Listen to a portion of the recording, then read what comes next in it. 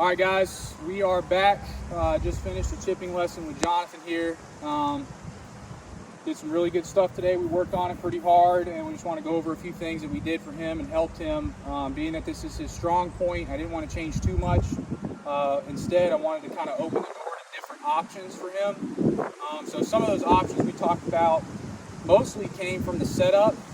So in his previous stance, his setup was pretty consistent, pretty normal, but it was always the same. There's a few adjustments that we made to change his low trajectory and high trajectory chips.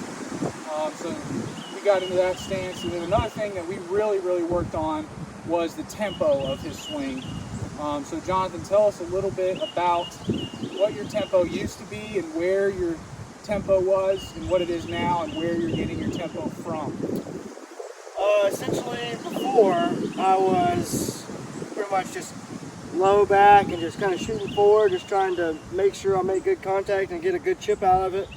Whereas I need to be more extended, slower, and it will cause me to have not only better spin, but better accuracy, better distance, and it would help me be more contained rather than just trying to get halfway swing to the target and get it to roll out or something. Whereas now, almost jabbing at it, right? Yes. Okay.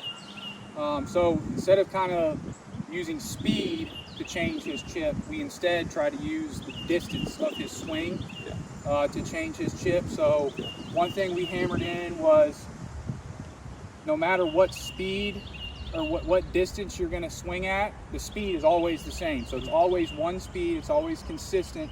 And then from there, you're able to swing a little longer or even a little shorter, depending on how far the chips is. Get a nice divot. Yes, exactly. And then again, doing the two styles of shots, hitting a low chip and hitting a high chip, will bring out, hopefully more shots for you when you play.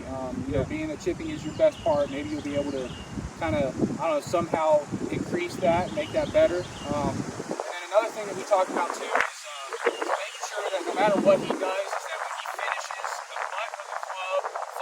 buttons of his golf shirt to keep his body engaged. I think the root of his problem was just using too much wrist, being wristy, being jabby, like he was saying earlier. So when we use the body and keep it connected to the club, that can help him, stay more consistent, stay inside of himself, stay within himself. No more flips, no more kind of, guessing, I guess. So before we go, just show us one chip that you like. Another one to show the lower chip. So this one's the high chip.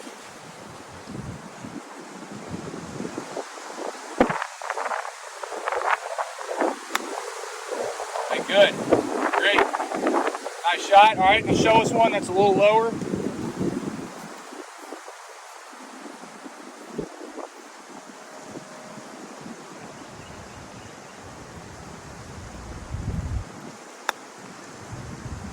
Good. All right, perfect. All right, well, that's it. Gave him a few things to work on, and we'll catch him back for lesson number 3.